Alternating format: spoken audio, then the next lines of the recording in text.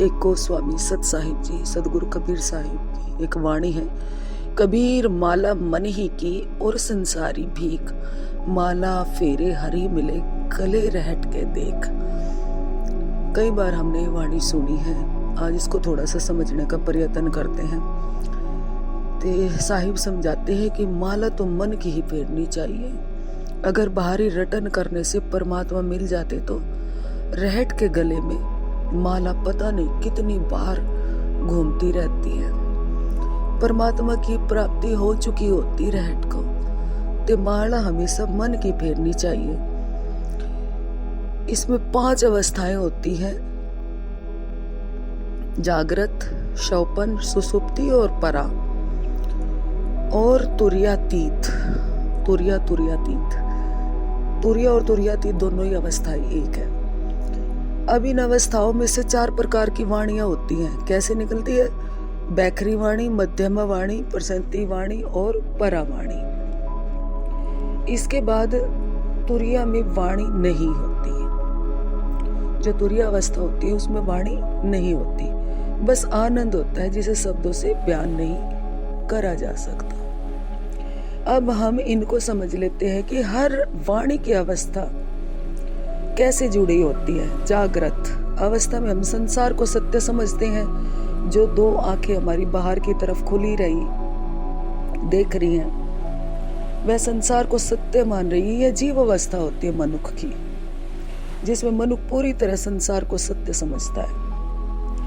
वह मुंह से वाणी बोलता है, जैसे मैं अभी बोल रही हूँ। जैसे मैंने राम राम मुंह से बोलना शुरू करा, ये फर्स्ट पौड़ी होती है साधक की। बैखरी वाणी सिर्फ मुंह से बोलता है और संसार को सत्य समझता है। जीव अवस्था मन के अधीनता में रहता है पूरी तरह, बहुत मलिन अवस्था होती है। फिर आती है मध्यम वाणी, जो हमारे कंठ से निकलती है। जैसे कंठ में दोहराई जा रही है लेकिन बाहर नहीं आई। कई बार देखो आप दोहरा के बाहर नहीं निकलेगी, लेकिन कंठ में वो वाणी चलेगी। कंठ में हमारा सोपन लोक में जाने का मार्ग होता है। सुई की नोक से भी महिम वो मार्ग होता है जब हम सोपन लोक में उस मार्ग से चले जाते हैं। तो सोपन अवस्था वाले साधक की दूसरी पौड़ी होती है मध्यमा वाणी। अब आई प्रसंति वाणी, जो वाक से जुड़कर हमारे चित्त से जुड़ जाती है। अब मुंह और कंठ दोनों नहीं रहा, लेकिन क्या है, वो चित्त में चल रही है, दिमाग के अंदर चल रही है, जुड़कर चलती है। अब वह कंठ और मुंह में भी नहीं आएगी। आप शांत रहोगे लेकिन आपके दिमाग में वो वाणी चलती रहेगी। सुसुप्ति अवस्था वालों की ये वाणी हो जाती है, जहां पे कल्पनाएं होती है।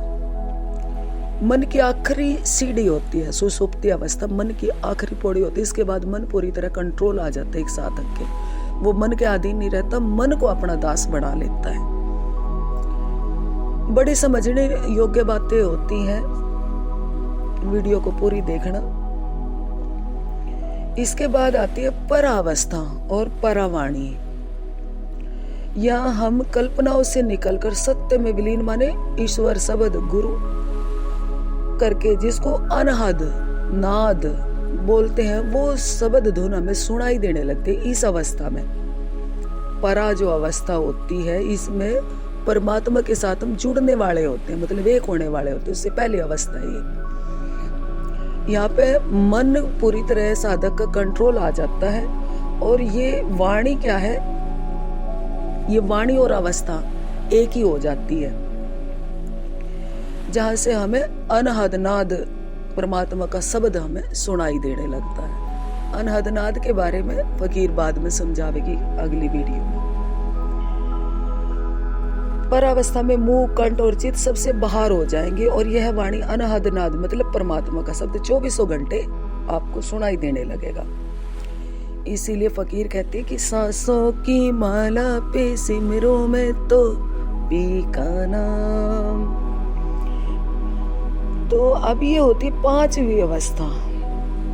कौन सी होती है? समाधि अवस्था, तुरीयावस्था, मतलब जहां आप जीते जी शरीर से मुक्त हो चुके होते हो। शरीर है, लेकिन आपको आत्मा और शरीर, प्रकृति और पुरुष, आत्मा, ये सारा मतलब ज्ञान हो चुका होता है।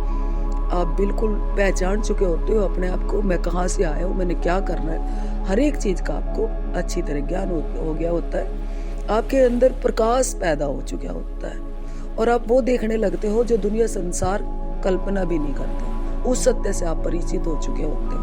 आपको यहाँ पे जन्मों जन्मों का ज्ञान हो चुका होता है।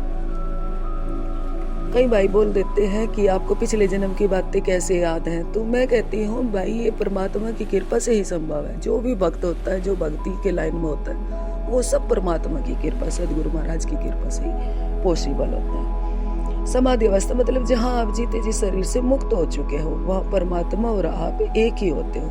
वहाँ के बारे में मैंने बहुत लिखा है, जितना फकीर वर्णन कर पाई, जिसे शब्दों से मैं लिख पाई, वैसे उसको शब्दों से बयान नहीं करा जा सकता, फिर भी मैंने लिखने का प्रयास किया। फिर समाधि भी कई प्रकार की होती है, वो बाद की वीडियो में समझाऊंगी। तो ये जो परावस्था होती है, इसमें क्या होता है, बस नाद की वाणी होती है और तुरियत इस अवस्था में कोई वाणी में होती, वहां पे आपको पूरी तरह ज्ञान हो चुका होता है। बस अब साधक मनुष्य को पूरा ज्ञान हो चुका होता है और वह मालिक के हुक्म में रहने लगता है। वो चलता फिरता रब्द रूप होता है। बस अब उसकी वाणी बदल जाती है, चाल ढाल बदल जाती है, वो सत्य में जीने लगता है, सत्य के संग रहने लगता है ना। 24 घंटे उसके अंदर सत्संग चलने लगता है, क्योंकि वो सत्य का संग करता है और वह मुंह से बोलता है भी जो लागे सो तेरा, क्या लागे मोरे। ये वही अवस्था है।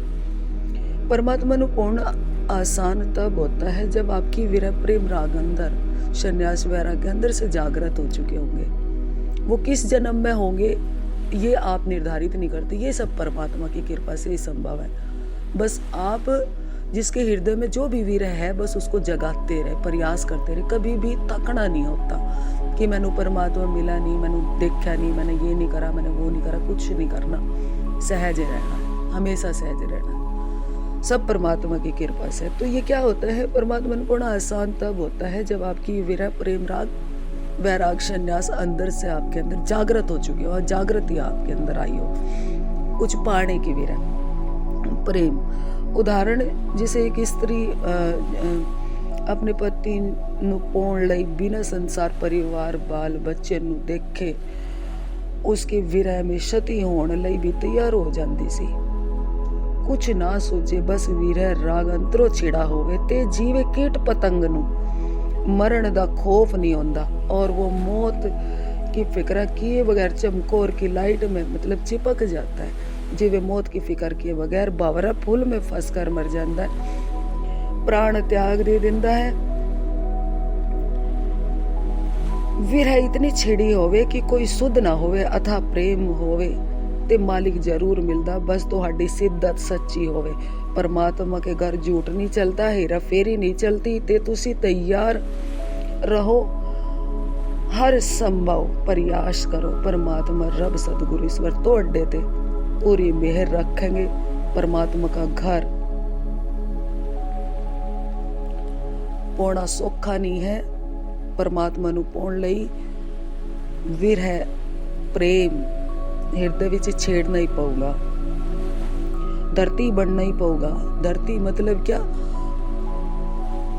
अब हम चलते हैं, फिरते हैं, उठते हैं, बैठते हैं, कोई हल बहाता है, कोई कुछ बीज बखेरता है, कोई कुछ करता है, लेकिन धरती थोड़ा ही बोलती है।